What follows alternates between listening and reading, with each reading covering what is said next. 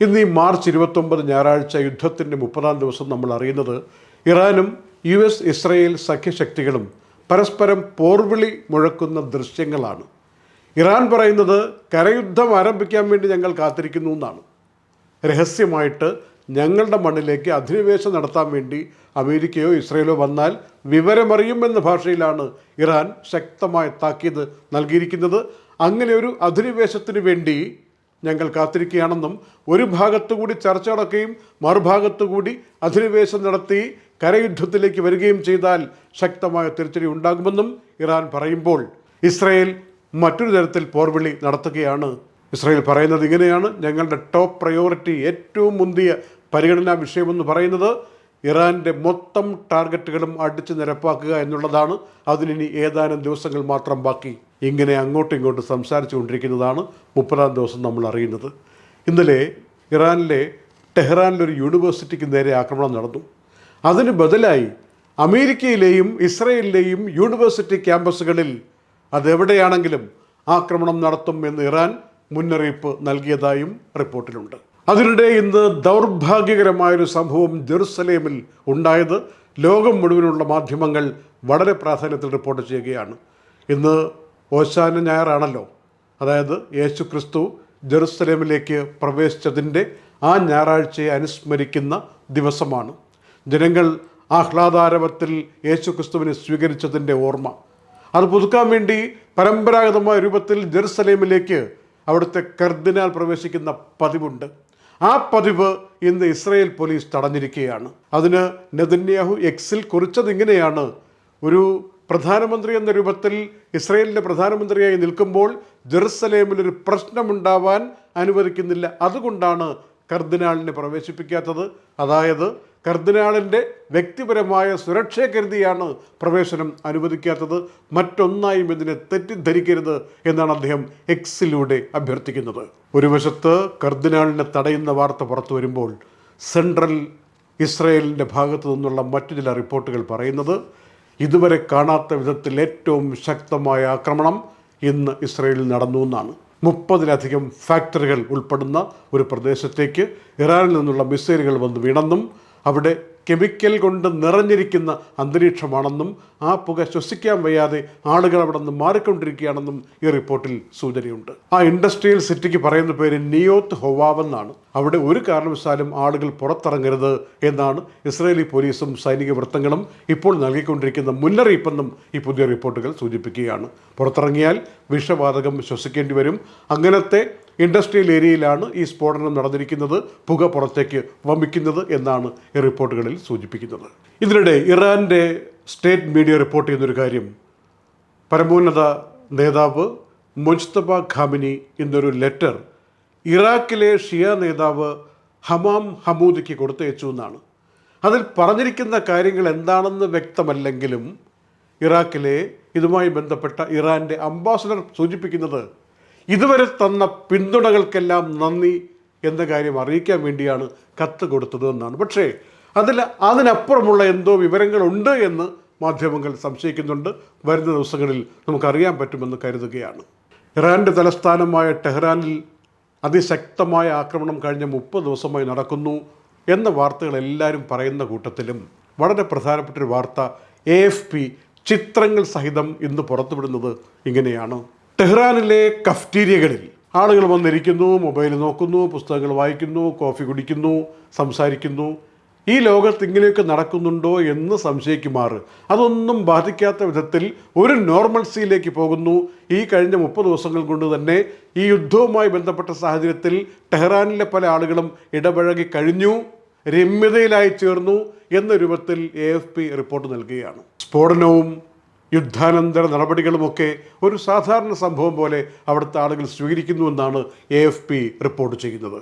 യമനിലെ ഹൂത്തി വിഭാഗം ഇന്നലെ മുതൽ യുദ്ധത്തിൽ ഇടപെടുകയും വേണ്ടി വന്നാൽ ചെങ്കടലിൻ്റെ എക്സ്റ്റൻഷനായ ബാബൽ മന്ദം അടച്ചിടുമെന്ന ഭീഷണി മുഴക്കുകയും പലയിടങ്ങളിലേക്കും മിസൈലുകൾ പായിക്കുകയും ചെയ്തുകൊണ്ടിരിക്കുന്ന സാഹചര്യം ഒരു വശത്ത്, ഹോർമൂസ് കടലിടുക്കുമായി ബന്ധപ്പെട്ട് ഇറാൻ ഉയർത്തുന്ന ഭീഷണികൾ, അതിനെ തടയിടാൻ വേണ്ടി അമേരിക്കൻ സഖ്യസേന നടത്തുന്ന ആക്രമണങ്ങൾ, ഇതൊക്കെ മറുവശത്ത് ലോകം മുഴുവനും ഇതിൻ്റെയൊക്കെ ഫലമായിട്ട് ഇപ്പോൾ എണ്ണ വില വർദ്ധിച്ചുകൊണ്ടിരിക്കുന്ന സാഹചര്യം. നമ്മുടെ നാട്ടിലൊക്കെ ഈ ഗ്യാസ് കിട്ടാനില്ലാത്തത് കൊണ്ട് അടച്ചു കിടക്കുന്ന റെസ്റ്റോറൻറ്റുകളെക്കുറിച്ച് ഇന്നലെയും ഞങ്ങൾ പറഞ്ഞു. ഇതുമായി ബന്ധപ്പെട്ട് ചില ആളുകൾ ഇന്ന് നൽകിയിരിക്കുന്ന സൂചന, പലയിടങ്ങളിലും ഈ റെസ്റ്റോറൻറ്റുകളും മറ്റും അടഞ്ഞു കിടക്കുന്നതിനാൽ അന്യസംസ്ഥാന തൊഴിലാളികളായിട്ട് വന്ന് ചേക്കേറിയിരിക്കുന്ന പല ആളുകൾക്കും ജോലിയില്ലാതായിരിക്കുന്നു നാട്ടിൽ, പ്രത്യേകിച്ച് മധ്യ കേരളം കേന്ദ്രീകരിച്ചുകൊണ്ട്. ജോലിയില്ലാതാകുമ്പോൾ സ്വാഭാവികമായിട്ടും കഴിഞ്ഞ കുറേ ദിവസങ്ങളായിട്ട് ഒരുതരം പട്ടിണിയിലേക്ക് നീങ്ങുകയാണോ ഈ അന്യസംസ്ഥാന തൊഴിലാളികൾ എന്ന സംശയം വരുന്നവർക്ക്. വരുമാനമില്ല. അപ്പോൾ സംഭവിക്കുന്നത്, ഇത് എത്ര കണ്ടൊരു വിഷയമായി തെരഞ്ഞെടുപ്പ് കാലത്ത് കേരളത്തിൽ വരുന്നു എന്നറിയില്ല, പക്ഷേ ഞങ്ങളെ വിളിച്ചു പറഞ്ഞ ആളുകൾ സൂചിപ്പിക്കുന്ന കാര്യം അല്പം തീവ്രതയുള്ളതാണ്. അവർ പറയുന്നത്, പാതിരാത്രികളിൽ പോലും ഈ ചില അന്യസംസ്ഥാന തൊഴിലാളികൾ വീടുകൾക്ക് മുന്നിലേക്ക് വരികയും അതീവ രഹസ്യമായി പല സാധനങ്ങളും എടുത്തുകൊണ്ട് പോവുകയും ചെയ്യുന്നു എന്നാണ്. ഒരു മോഷണത്തിൻ്റെ മറ്റൊരു രൂപം. ആളുകൾ കണ്ടാലും ഉണർന്നു വന്ന് പിടിച്ചാലും കുഴപ്പമൊന്നുമില്ല എന്ന മട്ടിൽ ഒരുതരം ധീരതയോടുകൂടി ചില അന്യസംസ്ഥാന തൊഴിലാളികൾ സാധനങ്ങൾ എടുത്തുകൊണ്ട് പോകാൻ വേണ്ടി വീട്ടുമുറ്റത്ത് വന്ന് നിൽക്കുന്നതും പിടികൂടുന്നതും ആയ ദൃശ്യങ്ങൾ ധാരാളം വരുന്നു എന്നാണ് പറയുന്നത്. ഏതായാലും അപകടം നിറഞ്ഞൊരു സാഹചര്യത്തിലേക്ക് ഇങ്ങനെയൊക്കെ നമ്മുടെ നാട്ടിൽ ഈ സാഹചര്യം കൊണ്ടെത്തിക്കുകയാണോ എന്ന് സംശയമുണ്ട്. നാട്ടുകൂട്ടങ്ങൾ ഈ തെരഞ്ഞെടുപ്പ് കാലത്ത് സ്ഥാനാർത്ഥികളും എല്ലാവരും വന്ന് നമ്മുടെ ക്ഷേമം മുൻനിർത്തിയാണല്ലോ കാര്യങ്ങൾ പറയുന്നത്. അവരോടൊക്കെ ഇതൊക്കെ ധരിപ്പിച്ച് രാത്രി കാവലിരിക്കുകയാണെങ്കിൽ അങ്ങനെയെങ്കിൽ അങ്ങനെ ഏത് തരത്തിലും ആളുകൾക്ക് ബുദ്ധിമുട്ടുണ്ടാകാത്ത വിധം സംരക്ഷിക്കാനുള്ള ബാധ്യത രാഷ്ട്രീയക്കാരും മറ്റും ഏറ്റെടുക്കണം എന്ന കാര്യം കൂടി ഞങ്ങൾ സന്ദർഭവശാൽ പ്രവാസികൾക്ക് വേണ്ടി ഓർമ്മിപ്പിക്കുകയാണ്. യുദ്ധം ഇങ്ങനെ നീണ്ടുപോകുമ്പോൾ ഒരു വശത്ത് സമാധാനത്തിൻ്റെ ചർച്ച എന്ന് പറയുന്നത് ഇപ്പോൾ ഒരു ഭാഗത്ത് മാത്രമായി പരിമിതപ്പെട്ടിരിക്കുകയാണ്. പാകിസ്ഥാൻ ഈജിപ്തിനെയും തുർക്കിയെയും സൗദി അറേബ്യയും ഒക്കെ വെച്ചുകൊണ്ട് ഇറാനെയും അമേരിക്കയും സ്വാധീനിക്കാൻ വേണ്ടി നടത്തുന്ന മധ്യസ്ഥ ചർച്ചകൾ മാത്രമാണ് ഇപ്പോൾ രംഗത്തുള്ളത്. ഇന്ന് പാകിസ്ഥാൻ്റെ ഭാഗത്തുനിന്ന് വിദേശകാര്യമന്ത്രി പറഞ്ഞിരിക്കുന്ന ഒരു വാചകമുണ്ട്. ഇറാനും അമേരിക്കയും ഈ വിഷയത്തിൽ നല്ല രീതിയിൽ പ്രവർത്തിക്കാം, ഒരു കോൺഫ്ലിക്റ്റ് എങ്ങനെ അവസാനിപ്പിക്കാം എന്ന കാര്യത്തെക്കുറിച്ച് ഞങ്ങൾ നല്ല രീതിയിൽ ചർച്ച ചെയ്യാം എന്നൊക്കെ പറഞ്ഞു വന്നത് തങ്ങൾക്ക് ഏറ്റവും സന്തോഷമുളവാക്കുന്ന ഒരു കാര്യമായി മാറിയിരിക്കുന്നു എന്നാണ് ഇന്നത്തെ ഒരു പ്രാഥമിക ചർച്ചയ്ക്ക് ശേഷം പറഞ്ഞിരിക്കുന്നത്. ഇന്നത്തെ ചർച്ചയിൽ ഈജിപ്തിൻ്റെ വിദേശകാര്യമന്ത്രി ബദർ അബ്ദുലാത്തി, തുർക്കിയുടെ ഹക്കൻ ഫിദാൻ, സൗദി അറേബ്യയിൽ നിന്ന് വിദേശകാര്യമന്ത്രി പ്രിൻസ് ഫൈസൽ തുടങ്ങിയ ആളുകൾ പങ്കെടുത്തിരിക്കുകയാണ്. ഇറാൻ്റെ ഭാഗത്തു നിന്നുള്ള ആക്രമണം ശക്തമായി പല ഗൾഫ് രാജ്യങ്ങളിലേക്കും നീളുകയാണ്. ഖത്തറിലേക്ക് ആക്രമണമുണ്ടായി. കുവൈറ്റിൽ നിന്ന് ശക്തമായ ആക്രമണമായിരുന്നു. 11 പേർക്ക് പരിക്ക് പറ്റിയെന്നാണ് ഒരു സൈനിക ക്യാമ്പിൽ ആക്രമണം നടത്തിയിട്ട്. ഏത് സൈനിക ക്യാമ്പാണ് എന്നുള്ളതിനെക്കുറിച്ച് ഔപചാരികമായിട്ടുള്ള വിവരം കുവൈറ്റിൽ നിന്ന് പുറത്തു വന്നിട്ടില്ല. യുഎഇയിലാവട്ടെ കഴിഞ്ഞ 30 ദിവസത്തിനിടയിൽ ഏറ്റവും ശക്തമായ ഇൻ്റർസെപ്ഷനാണ് ഇന്ന് നടന്നതെന്ന് ഓർക്കണം. 16 ബാലിസ്റ്റിക് മിസൈലുകളും 42 ഡ്രോണുകളുമാണ് ഇന്ന് യുഎഇയുടെ സായുധ സേന തകർത്തെറിഞ്ഞത് എന്ന കാര്യം നമ്മൾ തിരിച്ചറിയണം. ഈ കണക്ക് ഇതുവരെയുള്ള ഈ 30 ദിവസങ്ങളിലെ ഏറ്റവും വലുതാണ് എന്ന കാര്യം കൂടി മനസ്സിലാക്കണം. ആർക്കും പരിക്കൊന്നും പറ്റിയിട്ടില്ല, കേടുപാടുകളൊന്നും ഉണ്ടായിട്ടില്ല, വിജയകരമായിട്ട് തന്നെ ഇൻ്റർസെപ്റ്റ് ചെയ്യാൻ കഴിഞ്ഞു എന്ന അറിയിപ്പാണ് മിനിസ്ട്രി ഓഫ് ഡിഫൻസ് നൽകുന്നത്. ഇന്നലെ ഒമാനിലെ സലാല പോർട്ടിന് നേർക്ക് 2 ഡ്രോണുകൾ ആക്രമണം നടത്തി എന്ന ഒരു വാർത്ത വന്നതിന് ശേഷം ആരാണത് നടത്തിയത്? ഇറാൻ ഒരു കാരണവശാലും ഒമാനെ ഇങ്ങനെ ആക്രമിക്കില്ലല്ലോ എന്ന നിലപാടാണ് ലോകം മൊത്തം അറിയപ്പെടുന്നത്. അപ്പോൾ പിന്നെ ആരായിരിക്കാം, എന്തായിരിക്കാം ഈ സംഭവത്തിന് പിന്നിൽ? ഒമാൻ ഈ നടപടിയെ ശക്തമായി അപലപിച്ചിട്ടുണ്ട്. ഒമാൻ്റെ ആഭ്യന്തരമായ സുരക്ഷിതത്വം കൈകാര്യം ചെയ്യാൻ, ഡിഫെൻഡ് ചെയ്യാനുള്ള സമ്പൂർണ്ണ അവകാശം ഒമാനുണ്ട് എന്ന കാര്യം ആവർത്തിച്ച് വ്യക്തമാക്കുകയും ചെയ്തിട്ടുണ്ട്. സലാല പോർട്ടിനുമേൽ നടന്ന ഈ ആക്രമണത്തെ ഏതെങ്കിലും ഗ്രൂപ്പോ രാജ്യമോ പ്രസ്ഥാനങ്ങളോ ഇതുവരെ അതിൻ്റെ ഉത്തരവാദിത്വം ഏറ്റെടുത്തിട്ടില്ല എന്നുള്ളത് ഇതുവരെ വന്ന ഏറ്റവും പ്രധാനപ്പെട്ട അറിയിപ്പായി നിൽക്കുകയാണ്. ഇറാൻ ഇക്കാര്യത്തിൽ മൗനം പാലിക്കുകയാണ്. തങ്ങൾ ആക്രമിച്ചെന്നോ ആക്രമിച്ചില്ലെന്നോ ഇതുവരെ ഒരു പ്രസ്താവനയും ഇറാൻ ഇറക്കിയിട്ടില്ല. ദുബായ് ഭരണാധികാരിയുടെ വളരെ വൈകാരികതയേറ്റുന്നൊരു കുറിപ്പ് നെക്സിലുണ്ട്. അതിനു മുമ്പ് ഇനിയും ഇന്നലെയൊക്കെ മഴയോട് നമ്മൾ വിട പറഞ്ഞെങ്കിലും ഇനിയും 2-3 ദിവസം മഴയുടെ ഒരു ആധിക്യം ഉണ്ടാകാം എന്ന രൂപത്തിൽ സൂചനാ റിപ്പോർട്ടുകൾ വിവിധ ഏജൻസികൾ പറയുകയാണ്. അതായത് നാളെ തിങ്കളാഴ്ച മാർച്ച് 30 വൈകുന്നേരം മുതൽ 1-ാം തീയതി 31, പിന്നെ 1 ഏപ്രിൽ 1 വരെ വൈകുന്നേരം വരെ ഉണ്ടായേക്കാം മഴ എന്നാണ്. അത് UAE, ഒമാൻ, ഖത്തർ ഈ 3 രാജ്യങ്ങളെക്കുറിച്ച് പറയുന്നുണ്ട്. ഇതിൽ ഏറ്റവും കൂടുതൽ മഴ കിട്ടാനുള്ള സാധ്യത ഒമാനിലായിരിക്കും എന്നും കാലാവസ്ഥാ നിരീക്ഷണ കേന്ദ്രങ്ങൾ പറയുകയാണ്. അപ്പോൾ തിങ്കൾ, ചൊവ്വ, ബുധൻ 3 ദിവസം കൂടി നമ്മളൊന്ന് ജാഗ്രത പാലിക്കേണ്ടി വരുമെന്ന് മനസ്സിലാക്കുക. ഈ കൂട്ടത്തിൽ മറ്റൊരു കാര്യം കൂടി പറയേണ്ടതുണ്ട്. ഈ നമ്മൾ മലയാളികളടക്കമുള്ള, തമിഴ്നാട് സ്വദേശികളടക്കമുള്ള, വിവിധ ഇന്ത്യക്കാർ അടക്കമുള്ള സജീവമായി പ്രവർത്തിക്കുന്ന ഈ ദുബായ് പോലീസിൻ്റെ നെയ്ബർഹുഡ് ടീമുണ്ട്. അതായത് ഒരു ആവശ്യത്തിന് കാശൊന്നും വാങ്ങാതെ, സമയം നോക്കാതെ, അവരുടെ എഫർട്ടിനെയൊക്കെ സമൂഹത്തിന് വേണ്ടി കൊടുക്കുന്ന ഒരു സംഘം ആളുകളാണ് ഈ നെയ്ബർഹുഡ് ടീം എന്ന് പറയുന്നത്.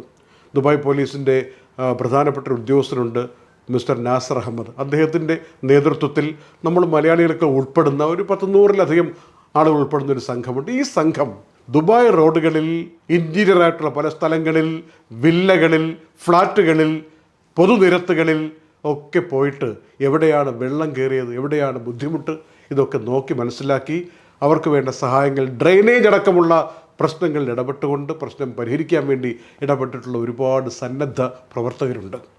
അവരുടെ ഐക്യദാർഢ്യം, അവരുടെ പെരുമാറ്റം, അവരുടെ പ്രവർത്തന രീതി, ഇതൊക്കെ ദുബായ് പോലീസും മുനിസിപ്പാലിറ്റിയും RTA ഒക്കെ ആദരിക്കുകയാണ്, അവരെ അഭിനന്ദിക്കുകയാണ്. ഇത്തരം സന്ദർഭങ്ങളിലാണ് പ്രവാസി സമൂഹം എന്ന രൂപത്തിൽ നമ്മളുടെ അഡ്രസ്സും ഐഡൻറ്റിറ്റിയും നമ്മുടെ കർമ്മോത്സുകതയും നമ്മുടെ താല്പര്യവും താമസിക്കുന്ന സ്ഥലത്തോടുള്ള നമ്മുടെ അഭിനിവേശവും എല്ലാം കാണിക്കാനുള്ള അവസരമായി കാണുന്നത്. ഒരുപാട് പേർ എല്ലാം മറന്നിട്ട് പ്രവർത്തിച്ചു എന്നുള്ളത് ദുബായ് പോലീസ് പറയുകയാണ്. അവർക്കുള്ള അഭിനന്ദനങ്ങൾ ഞങ്ങളും നേരുകയാണ്.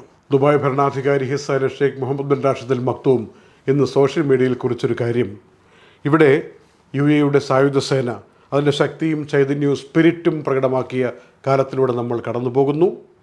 UAE സ്വദേശികളുടെ ഒത്തൊരുമയെക്കുറിച്ച് അദ്ദേഹം സൂചിപ്പിക്കുന്നു. അതുപോലെ പ്രാധാന്യത്തിൽ പറഞ്ഞതാണ് UAE പ്രവാസികളുടെ ഇച്ഛാശക്തിയും. അദ്ദേഹം ഒരു സാമൂഹ്യ മാധ്യമത്തിൽ ഇങ്ങനെ കുറിക്കുമ്പോൾ, പ്രത്യേകിച്ച് സ്വകാര്യ മേഖലയെക്കുറിച്ചൊക്കെ എടുത്തു പറയുമ്പോൾ, അതിൻ്റെ നിർവഹിക്കുന്ന റോളിനെക്കുറിച്ച് പറയുമ്പോൾ, നമ്മളെല്ലാവരും ചേർന്നൊരു ടീം എന്ന രൂപത്തിൽ ഒരൊറ്റ കെട്ടായി നിന്നുകൊണ്ട് റെസ്പോൺസിബിലിറ്റി കാണിച്ചു എന്നാണ് ഹിസ് ഹൈനസ് പറയുന്നത്. അതുകൊണ്ട് തന്നെ ഈ നാടിൻ്റെ നേട്ടങ്ങളെല്ലാം സംരക്ഷിക്കുമെന്ന ഉറപ്പ് അദ്ദേഹം നൽകുന്നു. എല്ലാറ്റിനും ശക്തമായി തിരിച്ചു കൊടുക്കും എന്ന കാര്യം പറയുന്നു. ഇൻഷാ അല്ലാ എന്ന് പറഞ്ഞുകൊണ്ട് ആ കുറിപ്പ് അവസാനിപ്പിക്കുകയും ചെയ്യുന്നു. സമാധാനത്തിൻ്റെ ദിനരാത്രങ്ങൾ പുലരട്ടെ എന്ന് ആശംസിച്ചുകൊണ്ട് ദുബായ് വാർത്തയുടെ നൈറ്റ് അപ്ഡേറ്റ് സമാപിക്കുന്നു. നന്ദി. Night Updates supported by Hashim Hypermarket, Kalyan Jewellers, Lulu, Partha Signature, Abu Shagara, Sharjah, Arim Bakers, eLessons.net, Fira Foods, Dhanvantari Ayurveda, Al-Sud Cargo, Gold Star Rent-A-Car, Dr. Rasina's Ayurvedic Clinic, Ain Golden Diamonds, Choco World, Vintage Lux Real Estate, India GCC Business Lounge.